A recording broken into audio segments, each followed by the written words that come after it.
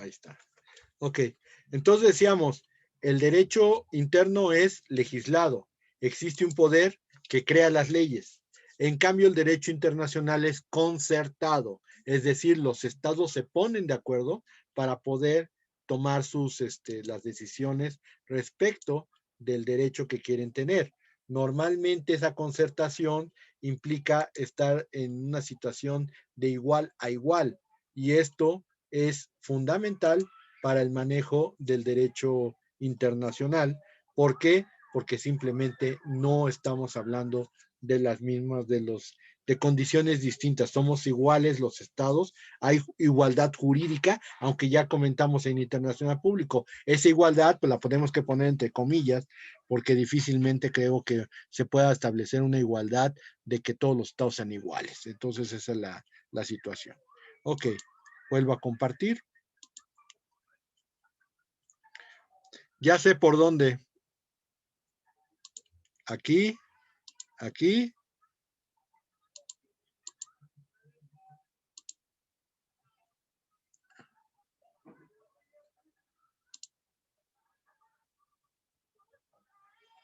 ¿Ya se escucha algo?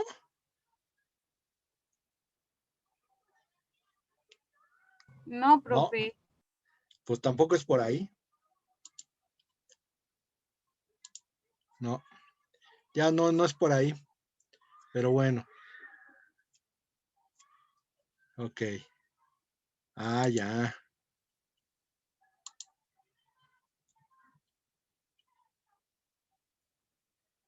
Pero no, ya está avanzando y no queda.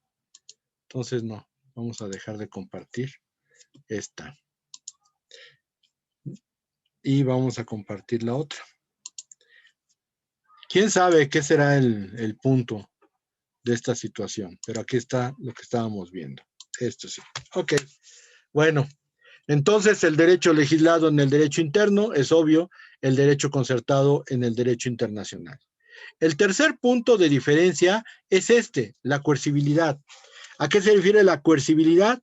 De que el derecho interno va a ser obligatorio aún en contra de la voluntad de los destinatarios. Es decir, el poder del Estado hace posible que el derecho se aplique aún en contra de la voluntad de los ciudadanos.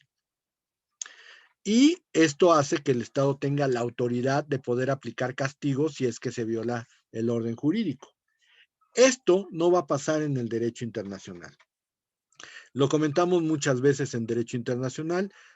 El hecho de la incoercibilidad del derecho internacional hace que los estados solamente puedan hacer ciertas cosas, pero si ellos no lo quieren hacer, no hay poder humano que los obligue. Una de las cuestiones, y por eso nuestra materia de derecho internacional público es tan, pues digamos, calificada de inútil, es el hecho de que se dice que el derecho internacional, al no tener coercibilidad, no se cumple. Y eso es una verdadera mentira. Yo he comentado infinidad de ocasiones que cuando el derecho internacional falla, aparece en el periódico. Pero lo que sucede en realidad es que el derecho internacional se cumple. Por cada caso que se incumple y que sale en los periódicos, hay 1000 casos de tratados que sí se cumplen y que llegan a tener aplicabilidad. Entonces, cuando nosotros estamos hablando de la incoercibilidad del derecho internacional, no quiere decir que esto haga imposible o haga ineficiente el derecho internacional. Al contrario, nosotros creemos que la capacidad que tiene el derecho internacional bajo el principio pacta sunt servanda hace que los estados lo cumplan y que llega a ser muchísimas veces más efectivo que el propio derecho interno. Pero, pues sí, o sea, tenemos que aceptarlo. A nivel internacional, a ver, díganme ustedes cómo Panamá le va a hacer cumplir a los Estados Unidos una resolución o un tratado. ¿Cómo Honduras le va a pedir a China que cumpla un tratado? ¿Cómo lo va a obligar? O, por ejemplo, ¿cómo Cuba le va a pedir al Reino Unido que cumpla un tratado? Es muy difícil, pero definitivamente creo yo que muchos, insisto, por los pocos casos que no se incumplen el derecho internacional y que llegan a los periódicos, hay una cantidad impresionante de casos que sí se cumplen, de normas que sí se cumplen a nivel internacional y que eso hace que el sistema se cohesione y funcione, aunque no tenga coercibilidad. Entonces, esa es la tercera diferencia.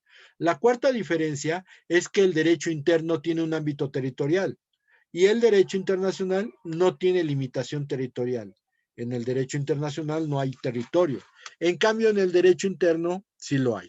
Sin embargo, quiero parar un poquito aquí porque hay que evidenciar que este es el principio con el cual empezamos el estudio del derecho y que se vuelve un tabú en el sentido de que el derecho interno de un país solamente tiene vigencia en ese país, solamente se puede aplicar en ese país.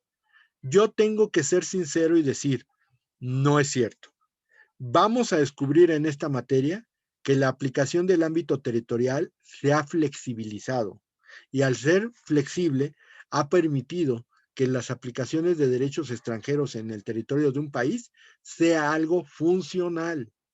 Sin embargo, pues obviamente en este sentido, para poder entender lo que es el derecho en un inicio, la materia, los estudiosos de introducción siempre te marcan con esa pauta. No se puede aplicar el derecho extranjero en el territorio de otro estado. Pero vamos a ver cómo esto ha tenido que flexibilizarse. Esto es la diferencia entre derecho interno y derecho internacional. Ahora bien, otro punto de diferencia es la diferencia entre el derecho internacional público y derecho internacional privado. Para poder entender la diferencia entre estos dos derechos, los tenemos que manejar desde el punto de vista subjetivo, esto es, por medio de los sujetos a los que regula, y por otra parte, desde el punto de vista objetivo, es decir, cómo se crean las normas de cada uno de los derechos. En el primer caso, en el sistema o en la teoría subjetiva, en el derecho internacional público, los sujetos son los estados y los organismos internacionales y excepcionalmente los individuos. Esto ha sido una evolución que se ha venido dando en el derecho internacional público porque bajo el rubro de los derechos humanos, el derecho internacional público cada día está abriendo más la posibilidad de aplicar derecho internacional a los individuos. En cambio, desde el punto de vista subjetivo, el derecho internacional privado tiene como principales sujetos a los individuos y excepcionalmente a los estados y a los organismos internacionales. Esto quiere decir que los organismos internacionales y los estados van a ser sujetos de derecho internacional privado cuando se quiten ese manto de soberanía y actúen como sujetos ordinarios. Es decir, los estados y los organismos internacionales tienen personalidad jurídica. En el caso de los derechos humanos, los individuos se vuelven sujetos de derecho internacional público. Pero en el caso del derecho internacional privado, pues también los estados y los organismos internacionales se pueden convertir en personas, por ejemplo, por darles un ejemplo, cuando van a pedir un préstamo al banco. Ahí sí no van a decirle al banco, no, espérate, ¿cómo te atreves a cobrarme si yo soy un estado? No, vas a pedir un crédito, lo vas a pedir como cualquier hijo de vecino. Y entonces estás utilizando tu personalidad jurídica para un acto que es puramente y simple una petición de dinero en un banco. Entonces ahí tenemos cómo excepcionalmente los estados y los organismos internacionales forman parte de los sujetos de derecho internacional privado. En cuanto al objeto, las normas en derecho internacional público se crean en el ámbito internacional, es decir, en el ámbito de los estados, y excepcionalmente en el nacional. O sea, son muy pocas las normas de derecho internacional que se crean con base en derechos internos. No digo que no ocurra, pero son muy raras, son excepcionales. En cambio, en el derecho internacional privado, las normas se crean en un ámbito estrictamente nacional y excepcionalmente en el ámbito internacional. Porque ya comentábamos nosotros, la mayoría del derecho internacional privado está en leyes ordinarias, como son el Código Civil, el Código de Comercio o, por ejemplo, el Código de Procedimientos Civiles. Y habría que agregar el Código Civil Federal y el Código Federal de Procedimientos Civiles. Y excepcionalmente tienes que acudir a un tratado. O sea, en un caso muy raro, tendrías que ir a un tratado internacional, pero no es la regla. Es una excepción. ¿Ok? Entonces ahí tenemos las dos diferencias. Señores, cada día se está haciendo más leve, más pequeña la diferencia entre las diferencias entre derecho internacional público y privado, porque cada día están dándose más asuntos que crecen en el ámbito nacional y se vuelven tratados internacionales. Y sin embargo, también ha habido más influencia ya del derecho de tratados en el ámbito interno, bajo el principio de derecho internacional privado, que antes. Entonces, si bien también podemos decir que esto funciona didácticamente, también tenemos que aceptar que esto está cambiando y que a lo mejor va a llegar un momento en que ya no va a servir como método de distinción. Pero es importante aclararlo para que no piensen que esto ya quedó como letra muerta. Ok. La historia del derecho internacional privado implica que es una historia que va desde la historia antigua, de la edad antigua, y entonces son fenómenos que siguen ocurriendo todavía. Entonces, en la edad antigua tenemos tres fenómenos que se llaman pluralidad de las leyes, personalidad de las leyes y territorialismo de las leyes. En la Edad Media, pues los glosadores y los posglosadores, los glosadores como Accurcio y Balduini, ocasionaron un adelanto en materia de derecho internacional privado y por obvias razones los posglosadores también aportaron mucho en esta situación. Tenemos la escuela francesa del siglo XVI con dos personajes, Charles Dumoulin, que creó la escuela supranacionalista, y Bertrand d'Argentré, que estableció la escuela territorialista. Y por último tenemos la escuela holandesa del siglo XVII. Vamos con los primeros. ¿Qué es la pluralidad de las leyes? La pluralidad de las leyes la determina un filósofo griego llamado Isócrates. No es Sócrates, el que decía yo solo sé que no, ese no. Se llama Isócrates, o sea, estamos hablando de otra persona. Isócrates descubrió que en un caso de sucesión podían aplicarse 5 leyes al caso sucesorio, al juicio sucesorio, que eran completamente válidas. Por ejemplo, él hablaba del domicilio del muerto, él hablaba del lugar donde se encontraban los bienes del muerto, él hablaba de la ley del lugar donde se llevó a cabo el testamento del muerto, también hablaba de donde eran los herederos a la masa sucesoria y por último, el lugar de la muerte del de cuyos. Todo esto lo descubrió Sócrates y a esto se llamó pluralidad de las leyes, que significa que existe la posibilidad de aplicar varias leyes a un caso concreto. Eso es la pluralidad de las leyes. ¿Ok? Obvio que para esa situación, para los griegos, debería haber sido muy interesante la solución de ese caso en concreto. Pero tenemos el otro fenómeno. El otro fenómeno es la personalidad de las leyes, que significa que se va a aplicar la ley en razón de la calidad de la persona.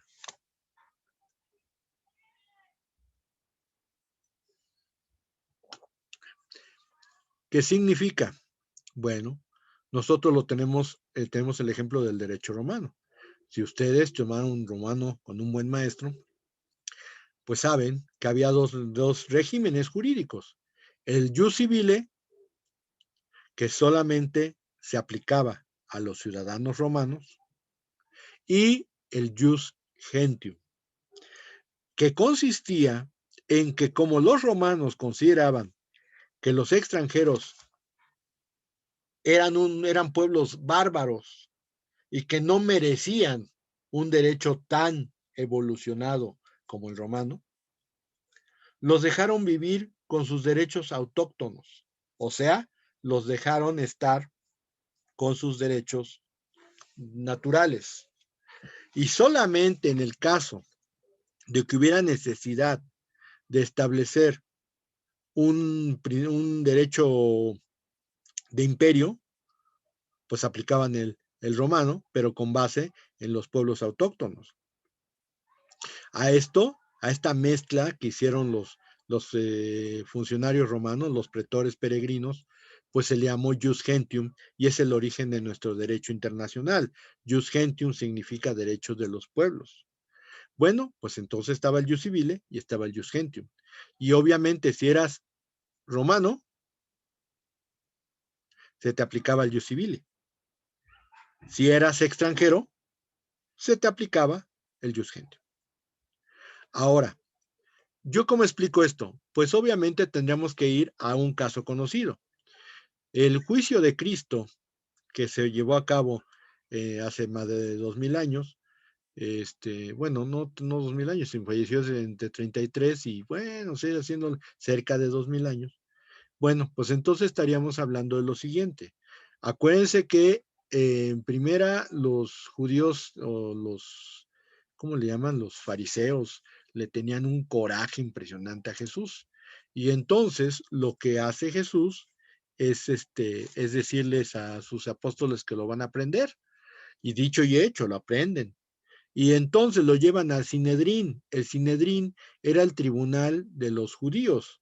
Y entonces el tribunal de los judíos lo manda, le empieza a decir, a ver, tú dices que eres el Hijo de Dios, a ver, haznos un milagro. Pues, y Cristo dice, pues es que yo no los hago nomás porque tú me los pidas, yo los hago porque hacen falta, pero no porque tú los pidas. No, es que este cuate es un mentiroso, no es cierto, que no sé qué, que no sé cuánto. Bueno, a final de cuentas, el Sinedrín lo declara culpable. Pero cuando dicen, ¿y qué vamos a hacer? ¿Cómo lo vamos a castigar? Ah, no, pues eso no podemos hacerlo nosotros. Tenemos que ir a pedir permiso al pretor, al funcionario romano, y entonces vamos a pedirle que nos autorice para castigarlo. Y entonces llega con Poncio Pilato dice, pues, ¿qué voy a hacer con este cuate? Lo que se le ocurre comentar a Poncio Pilatos es, pues vamos a darle una calentadita, ya ven que si ya lo ven golpeado y sangrando, pues a lo mejor ya lo dejan en paz y listo, ¿no? Y le dan una soba, después llega el momento en que le dice, bueno, y aquí, ¿tú qué onda? ¿Qué vamos a hacer contigo?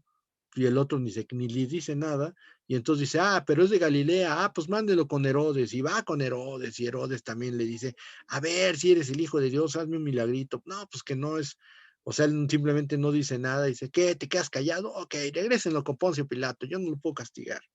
Y ya llega con Poncio Pilatos, y Poncio Pilato dice, híjole, qué barbaridad, ya me trajeron el paquete de nuevo. Pues vuélvanlo a empaquetar, denme una soba y a ver si con eso ya queda. Pues otra vez lo van y lo torturan, ¿no? Y ya cuando llega el momento, dicen, híjole, ¿qué hacemos con ellos? No, pues crucifícalo, nosotros no lo queremos, que no sé qué, que no sé cuánto. Y el otro se ve en problemas, porque el derecho romano, pues dice, caray, o sea, estos cuates dicen que es culpable, pero yo no le encuentro ningún crimen. Y entonces lo que dice, pues ya sé cómo le voy a hacer.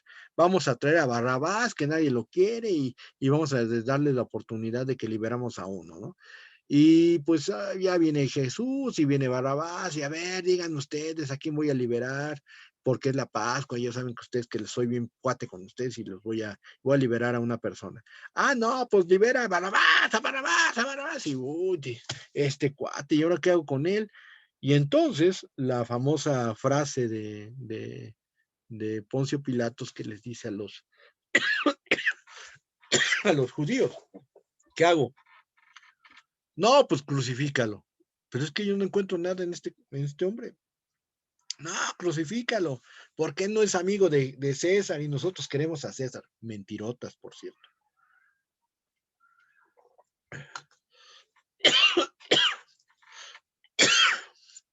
Bueno, para no hacerles el cuento largo, el otro dice, bueno, yo me lavo las manos, ustedes lo matan porque ustedes son los que decidieron, yo me lavo las manos y crucifíquenlo. Y ahí se va el Calvario, hacen el tango ese. Disculpen, pero como casi di las 4 horas seguidas, en la otra no había tosido tanto, pero ahorita sí, sí me, se me está, haciendo muy seca la garganta. Y lo terminan crucificando. Aquí la situación es, cuando Poncio Pilatos dijo, bueno, voy a tener que aplicar imperio, porque pues, eran el imperio romano, fue cuando ya dice, bueno, pues ni modo, lo voy a aplicar. Pero él se lava las manos porque de acuerdo con el derecho romano, ese Cristo no hubiera podido ni siquiera llegar a los niveles o a los juicios que hicieron los judíos. A final de cuentas, se dio a eso, pero diciéndoles, pues es que yo me lavo las manos, ustedes son los que lo mandan matar porque definitivamente no les conviene a sus intereses, no porque no me convenga a mí. Y a final de cuentas termina así la historia. Esa es una aplicación de personalidad de las leyes, porque ahí tenemos como no era romano, no se le pudo salvar la vida y se tuvo que acudir al derecho que manejaban los judíos en ese momento. Ahí tenemos el ejemplo de la personalidad de las leyes. Durante muchísimo tiempo la personalidad de las leyes se manejó como principio de derecho internacional privado y existe todavía un antecedente. ¿Cuál es? Cuando los extranjeros llegaban a pueblos o a regiones feudales en la Edad Media, como eran extranjeros, no se podían regir conforme al derecho del lugar donde llegaban. Y por ejemplo, se les aplicó un impuesto muy injusto, que se llamó el derecho de Aubana, que implicaba que el extranjero no podía tener derechos sucesorios, no podía dejarle sus propiedades a sus hijos y técnicamente los bienes que adquiriera los regresaba a poder del señor feudal.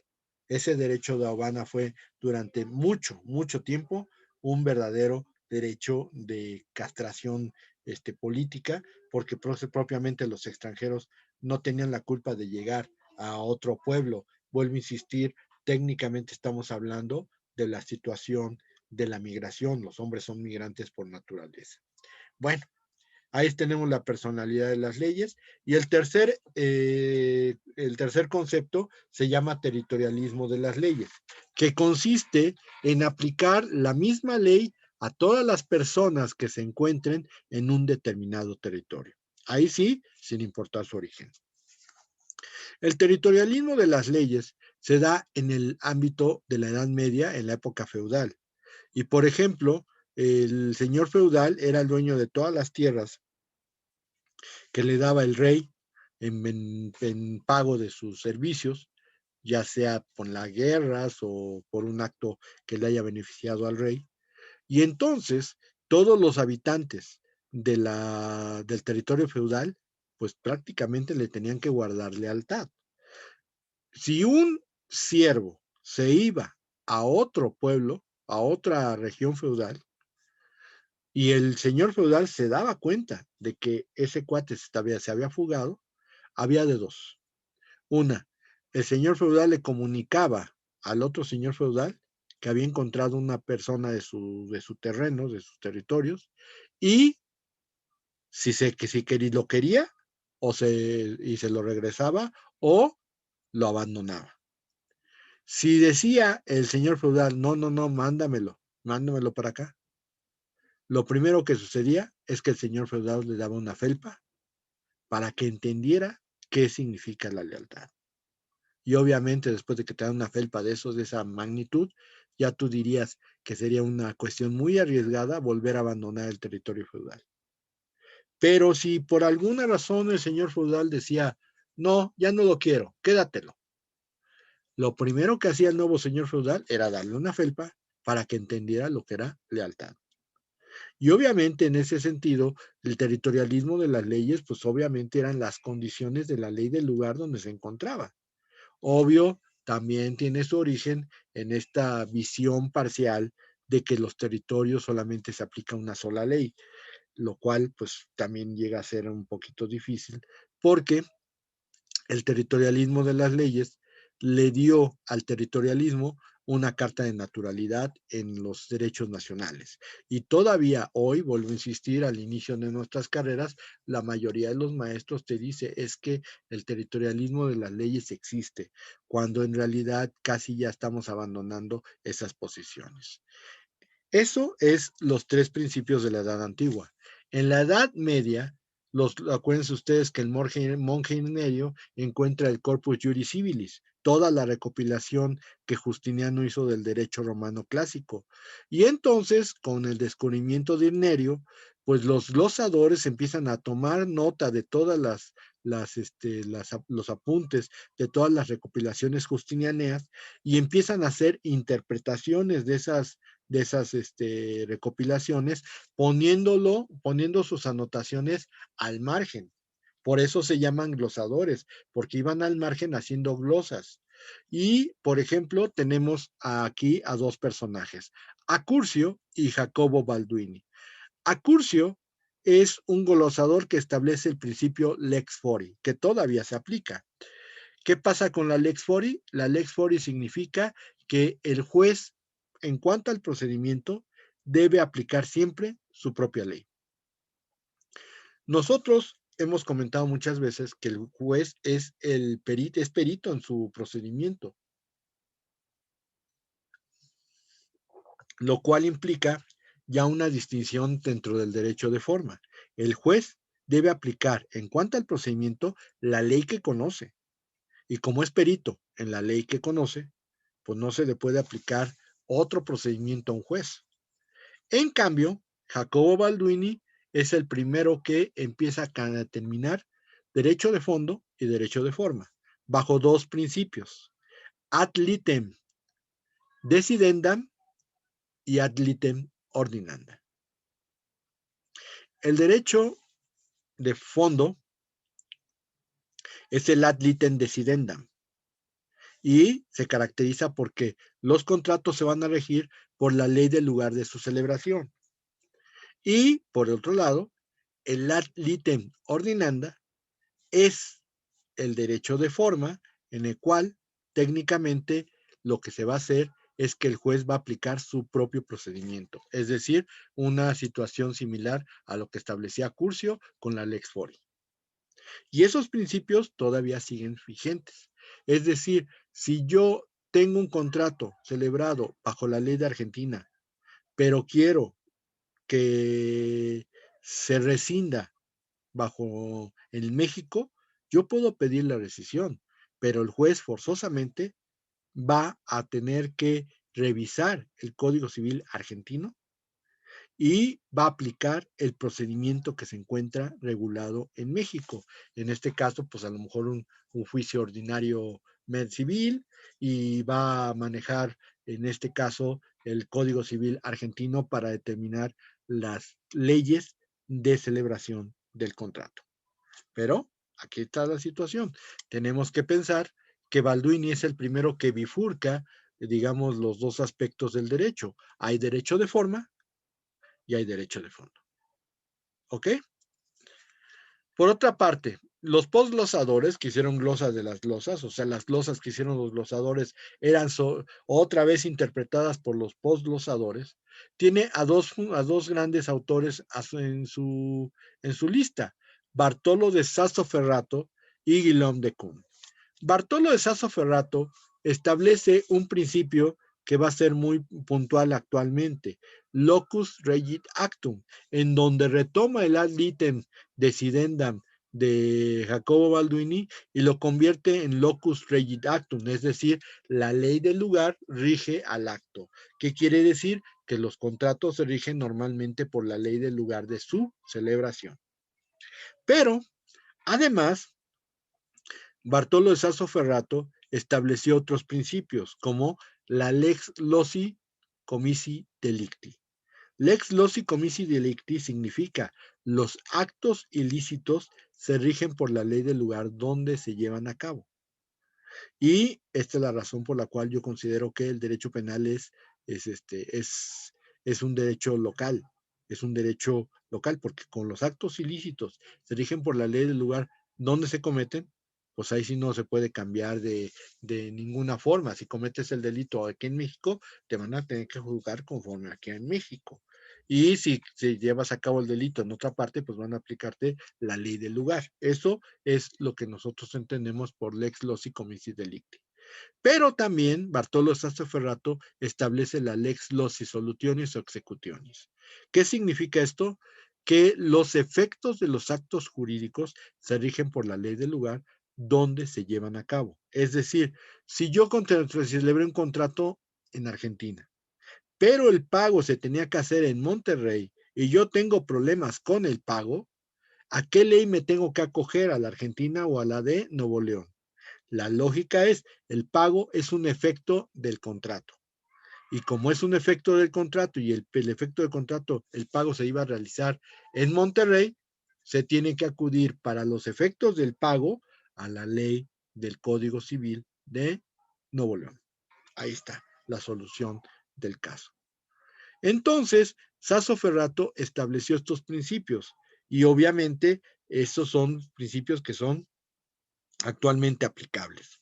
Y Guillaume de Kuhn es el primero que hace la división de los estatutos.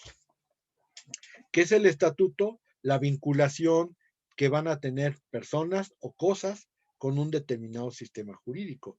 A esto Guillaume de Kuhn le llamó estatutos personales, cuando son a la persona, o estatutos reales, cuando son sobre las cosas. En este orden de cosas, de ideas, el punto es que Guillaume de Kuhn descubrió, o más bien tramitó la idea, de que para la capacidad y el estado civil de las personas, la gente debe de regirse por la ley de su nacionalidad. Le llamó lex personae, que significa la ley nacional de su país. Por eso los europeos, en cuanto a su capacidad y estado civil, se rigen por la ley de su nacionalidad, porque es la lex personae que Guillaume de Kuhn estableció. Sin embargo, pues hay otro criterio, y el otro criterio es el que seguimos nosotros, la lex domicili. Nuestra capacidad y estado civil se va a regir por la ley de mi domicilio. Entonces, esa situación se contrapone con de Kuhn y por eso precisamente en Europa se sigue manejando la idea de Kuhn y por eso para ellos es importante el derecho de nacionalidad, como lo decíamos el lunes. Pero en cuanto a estatutos personales, de Kuhn establece el lex rei citae. ¿Qué es lex rei citae? Los bienes inmuebles se rigen por la ley del lugar donde se ubican. Y entonces, por ejemplo, puedes celebrar un contrato sobre un bien en Oaxaca, pero precisamente se tiene que regular conforme a las leyes de Oaxaca. Ustedes han de saber que los notarios en México pueden escriturar cualquier bien inmueble, no importa dónde se encuentre. Pero aquí la situación está en que ellos tendrían que acudir al Código Civil del lugar donde se encuentra el bien inmueble para poder hacer la escritura. Sin embargo, como el Código Civil en 1932 surgió como Código Civil en materia común para el Distrito Federal en materia común y para toda la República en materia federal, a partir de 1928, casi todos los estados siguieron la misma estructura de ese Código Civil. Hoy, obviamente, ya hay unas diferencias abismales, ¿eh? Pero casi todos los dispositivos que venían en el Código Civil del Distrito Federal fueron copiados por todos los códigos civiles de todos los estados. De tal manera que, por eso precisamente los notarios cuando van a celebrar un acto sobre un bien inmueble que en una población que no es el Distrito Federal, muchas veces se guían por el Distrito Federal y agregan la leyenda y los correlativos y aplicables en el Código Civil del Estado de Oaxaca. Estás queriendo decir que lo que dice el Código Civil del Distrito Federal es exactamente igual a lo que dice el Código Civil de Oaxaca. Por eso se pone, y demás correlativos y aplicables del Código Civil de Oaxaca. Esa es una maña que hacen los notarios y que hay que hacerlo notar. Pero bueno, a final de cuentas, esa es una situación que tienen que regular los notarios. Y cuando haya una cuestión que sea completamente distinta, van a tener que aplicar el Código Civil del estado donde se encuentra el inmueble, porque tienen que hacer mención al respecto. Entonces, esto también es operación, es este descubrimiento de Guillaume de Kuhn, Lex Res Citae. Tenemos, me faltan 3 minutos, 2 minutos 32. No vamos a terminar esta parte con esta sesión. Yo creo que voy a tener que abrir la tercera. Muy bien. La escuela francesa del siglo XVI desprende dos grandes escuelas. Charles Dumoulin, que es creador de la escuela supranacionalista, y Bertrand d'Argentré, que es creador de la escuela territorialista. La escuela supranacionalista o la doctrina supranacionalista significa que el derecho internacional privado, los problemas de conflictos jurídicos, se van a poder resolver de dos formas. Una, adoptando tratados, y la segunda es aplicando derechos extranjeros dentro del territorio de otro estado.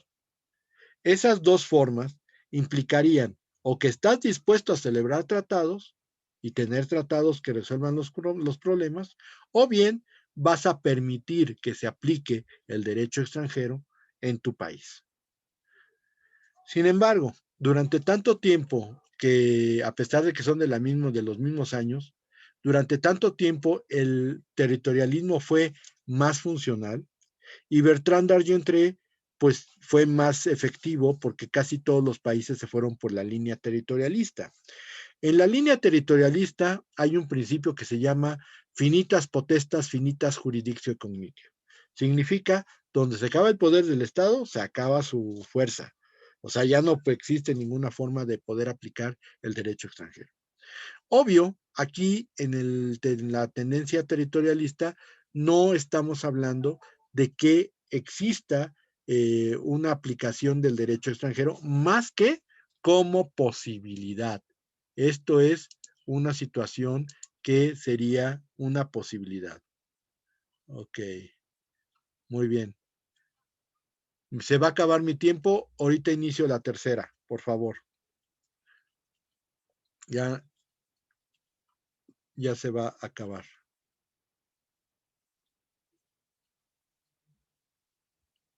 No, es que no encuentro aquí.